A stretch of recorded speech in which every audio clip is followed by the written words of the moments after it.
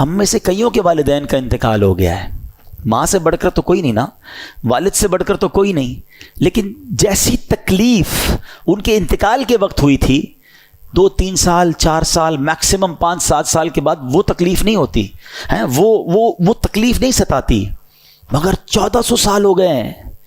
جب بھی کربلا کا واقعہ سنتے ہیں، جب بھی امام حسین اور ان کے خاندان کی مظلومیت سنتے ہیں تو آنکھوں میں آنسو آ جاتے ہیں، دل تڑپنے لگ جاتا ہے کہ یہ کیا کیا تھا ان لوگوں نے۔ ہیں شاعر لکھتے ہیں نا، جن کو دھوکے سے کوفے بلایا گیا، جن کے بچوں کو پیاسا رلایا گیا، جن کی گردن پہ خنجر چلایا گیا، اس حسین ابن حیدر پہ لاکھوں سلام۔ یہ ایسا عجیب واقعہ ہوا ہے کہ آج بھی جب سنتے ہیں پڑھتے ہیں تو عقل حیران ہو جاتی ہے۔ اور یہ ہستی کون تھی، ان کا اسٹیٹس کیا تھا، ان کا مرتبہ کیا تھا، جب یہ سنتے ہیں تو اور عقل حیران ہو جاتی ہے کہ اتنے بڑے مرتبے والی شخصیت کے ساتھ ایسا ظلم، کیا وہ اندھے ہو گئے تھے؟ کیا انہیں سمجھ نہیں تھی کہ ہم کن پر یہ ظلم کر رہے ہیں؟ نبی پاک امام حسین کو کہا کرتے تھے، یہ وہ میرا بیٹا ہے جس کے لیے میں نے اپنے بیٹے کو قربان کیا ہے۔ لیول آف لو سوچیں کتنا تھا، افیکشن کیسی تھی کہ اپنا بیٹا قربان کر دیا امام حسین رضی اللہ تعالیٰ عنہ پر۔ میرے آقا فرمایا کرتے، حسین مجھ سے ہے اور میں حسین سے ہوں۔ ہیں کبھی کاندھے پر بٹھانا ہے، کبھی گود میں اٹھانا ہے، کبھی چومنا ہے، کبھی کہتے یہ میرے پھول ہیں، بالکل لٹرلی میرے آقا پھولوں کی طرح انہیں سونگھا کرتے تھے۔ امام حسن اور امام حسین کا مرتبہ وہ ہے۔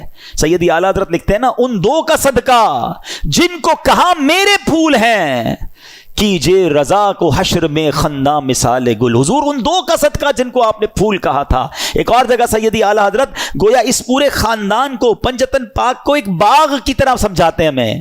کیا بات رضا اس چمنستان کرم کی، کیسا چمن تھا، کیسا کرم کا باغ تھا، کیا بات رضا اس چمنستان کرم کی، زہرا ہے کلی جس میں حسین اور حسن پھول۔ یہ کیسا خاندان ہے، نبی پاک اتنی محبت فرماتے، اتنا پیار ہے اپنے نواسوں سے۔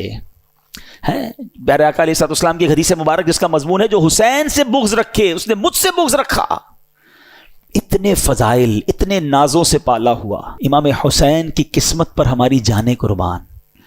ویری فرسٹ جو خوراک آپ کے منہ میں جاتی ہے نا، ایسا نہیں تھا کہ ان کو شہد چٹایا گیا یا ان کو کھجور کھلائی گئی، امام حسین کی منہ میں نبی پاک نے اپنی زبان داخل کر دی۔ پہلی خوراک لعاب مصطفیٰ ہے صلی اللہ تعالی علیہ وسلم۔ آپ سوچیں سٹارٹ کیسا ہے کہ زندگی میں اگر پہلا کچھ لقمہ کھایا ہے یا کوئی چیز حلق کے نیچے جا رہی ہے تو وہ سرور کائنات علیہ الصلوۃ والسلام کا لعاب دہن ہے۔ اذان کس نے دی؟ آپ کے امام حسین کی کانوں میں اذان دینا بھی ان کی نصیب دیکھیں کہ ان کے کانوں نے پہلی آواز سنی اللہ اکبر، اللہ کا نام سنا اور زبان تھی حبیب خدا کی۔